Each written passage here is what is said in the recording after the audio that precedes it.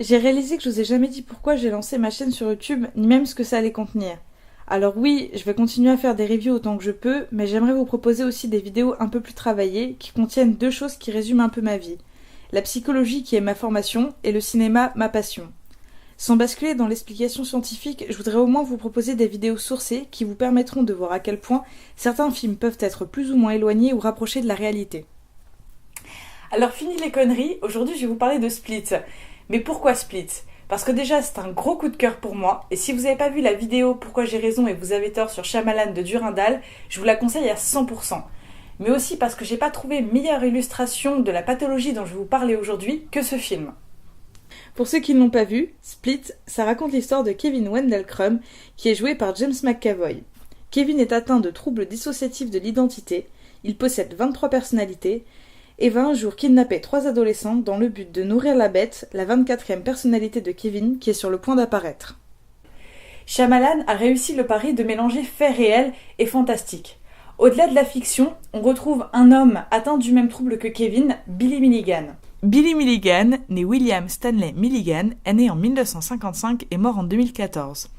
Il est issu d'une famille dont les parents se sont séparés et manque de mourir à la suite d'une tumeur à l'œsophage à 1 mois. À 4 ans, sa mère se remarie, et à 8 ans, il va être battu, sexuellement abusé et enterré vivant par son beau-père. Tout ça va donc marquer l'apparition de son trouble. La suite de sa vie est tout aussi difficile. Entre les différents internements et les différentes tentatives de suicide empêchées par ses personnalités les plus fortes, Billy Milligan va développer au cours du temps des troubles du comportement et des personnalités qui vont apparaître au fur et à mesure. Il va aussi être arrêté de nombreuses fois pour vol à main armée, séquestration et viol de 2 prostituées, ainsi que vol dans une pharmacie. Son trouble sera officiellement reconnu le 27 octobre 1977, où il sera accusé d'enlèvement et de viol sur 3 lycéennes de l'Ohio. Il sera jugé non responsable du fait de son trouble. C'est donc de cette partie-là que va s'inspirer le film. En effet, tout comme Kevin, Billy possède 24 personnalités, qu'il appelle sa famille, et chacune de ces personnalités est consciente d'un code éthique qui consiste en rester chaste, ne rien voler aux autres personnalités, avoir de nombreuses activités et rester active intellectuellement. Dans les 24 personnalités de Billy, on va retrouver 10 personnalités jugées acceptables par Arthur et Regan, les personnalités principales. Nous aurons Billy, l'hôte d'origine, Arthur, un anglais sophistiqué et instruit parlant plusieurs langues, Regan, qui est censé garder la haine, d'où son nom Rage plus Again, un yougoslave expert en armes à feu, karaté et doté d'une force extraordinaire, Allen, un escroc manipulateur, Tommy, un professionnel de l'évasion et saxophoniste, Danny, anthropophobe, porté sur les ormes à cause de son beau-père, un peintre de nature morte, David, 8 ans, censé garder la douleur, Kristen, une petite fille de 3 ans, Christopher, jouant de l'harmonica et frère de Kristen, et Adalana, 20 ans, qui a commis les viols dont est accusé Billy.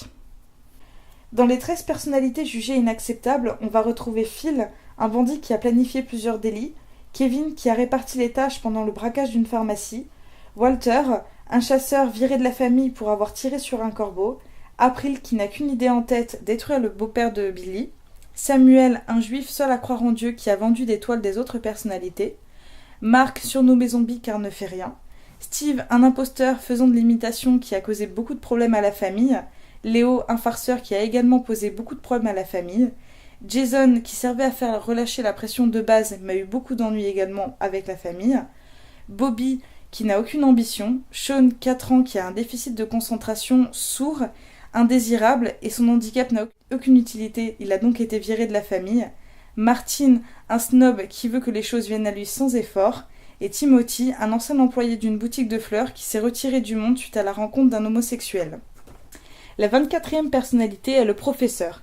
C'est une combinaison des 23 personnalités de Billy, et selon l'auteur du livre Les 1001 vies de Billy Milligan, il n'aurait jamais rencontré de personne aussi intelligente que le professeur.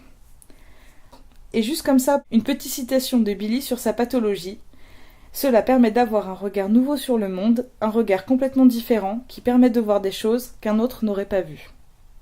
Bon, t'en as pas marre de me dire de la merde là dans ta vidéo parce que depuis tout à l'heure tu vas dire que tu as parlé de psycho, je suis désolé, mais jusqu'ici on est à la limite du top 5 donc ce serait bien que Bah t'as qu'à le faire. Bah ouais justement, si tu voulais bien juste dégager du cadre, D'accord, ok. dégage, Vas-y. casse-toi parce que là ça Vas-y, commence un petit peu à me casser, Ok. à me casser le bonbon. Bah si c'est aussi simple, vas-y fais-le. Oui, parce que madame, je suis en licence, mais je vais faire une vidéo sur la psycho. Concrètement, là, ce serait bien que tu restes un peu à ta place. Moi, je suis un Ok. docteur, je vais faire un truc un peu plus professionnel, ok? Ok. Vas-y fais-le. Ok. Donc, le trouble dissociatif de l'identité, c'est défini par l'American Psychiatric Association comme étant la présence de deux ou de plusieurs identités Emmanuel qui vont... Dago. On se fait chier là. Qu'est-ce qu'il y a? J'ai l'impression d'être à la fac à nouveau. La fac? Oui. De quoi tu parles? Bah de la vidéo. On est en train de tourner la vidéo, t'es en train d'expliquer ce que c'est le trouble dissociatif parce que monsieur est Ah, merde. en doctorat et pas moi. Et le problème c'est qu'on se fait chier. Ah putain, oui, excuse-moi. Excuse-moi, mon cœur. Y a pas de problème. Excuse-moi. Tu peux reprendre?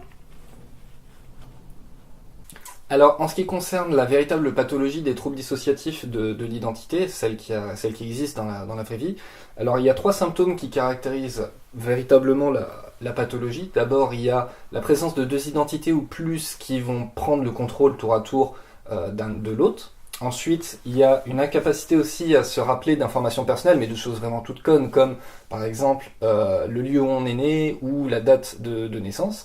Et ensuite, il y a une fragmentation de l'identité, par exemple le fait que une partie de notre histoire ne nous paraisse pas comme personnelle, ne nous appartienne pas à nous. Il y a toujours une structure particulière dans les troubles dissociatifs de l'identité, par exemple. Il y a toujours un hôte avec quelques alter-ego. Et les alters, on retrouve quand même assez fréquemment, on va dire un peu les mêmes types, les mêmes archétypes d'alter-ego. Il y a toujours un alter-ego persécuteur. C'est dans le film, par exemple, ce sera Denny qui va chercher à réduire les autres au silence. Il y a aussi un alter-ego de soutien qui lui va toujours essayer d'aider l'autre si jamais ce dernier est en danger. Et enfin, il y a aussi, par exemple, les alter-ego de sexe opposé. Par exemple, c'est Patricia dans le film. Et il y a des alter-ego aussi enfants qui bien souvent sont figés dans le moment où le traumatisme est apparu. Et dans le film, par exemple, ce serait Edwidge. Alors toutes ces personnalités vont prendre le contrôle de l'autre par un processus qu'on appelle le processus de switching. Le processus de switching dans le film, c'est illustré par le fait que chaque personnalité tente d'accaparer la lumière. Et c'est ce qui va permettre à chaque personnalité de prendre le contrôle de Kevin. Ce switching, en général, il a lieu lorsque il y a une identité qui se souvient d'un des événements traumatisants qui est arrivé à l'autre. Et ça se reconnaît en général par un changement dans le regard, dans les mimiques, dans la voix, ou encore avec un petit mouvement de tête qui va signaler justement ce switching. En général, le trouble se développe surtout à l'enfance suite à des abus sexuels et ou physiques de la part des figures d'attachement, le père, la mère, un tuteur. Et par exemple dans Split, Kevin développe ses troubles après être battu et maltraité par sa mère. Mais il n'y a pas que ces abus non plus, il y a aussi des distorsions qui seront nécessaires pour qu'un enfant se fragmente à ce point-là au niveau de son fonctionnement psychologique. Il faut qu'il y ait des distorsions de la réalité, qu'on lui explique que ce qu'il a vécu, il ne l'a pas vraiment vécu.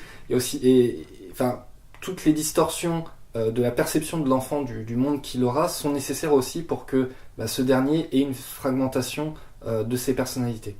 Enfin, la recherche a encore un petit peu de mal à comprendre véritablement les origines de ce trouble.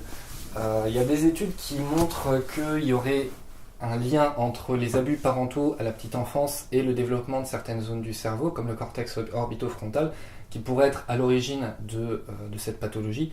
Mais le truc, c'est qu'en général, les personnes qui sont atteintes de troubles dissociatifs de l'identité n'ont pas que ça.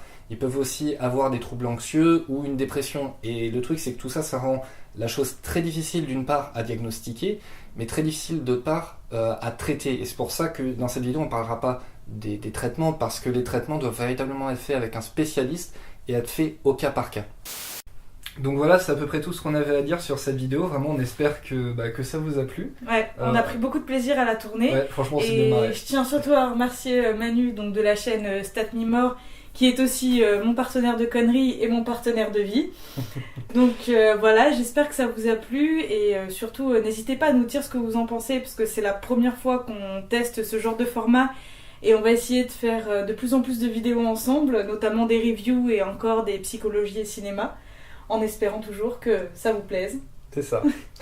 Et aussi, moi je voulais en profiter pour glisser le fait que sur ma chaîne, donc Psyvalue, il y a le lien en description. Jusqu'ici, j'ai pas été très très actif et c'était juste pour annoncer que maintenant notre situation avec Elodie a énormément changé, surtout depuis qu'on a déménagé en Angleterre, et que je vais enfin pouvoir reprendre des vidéos et parler de choses qui m'intéressent beaucoup. Donc voilà, donc si vous êtes intéressé, je vous laisserai faire un tour sur ma chaîne. Donc voilà. On fait des bisous et on vous dit Des à gros bientôt. bisous. Ciao ciao. Ciao.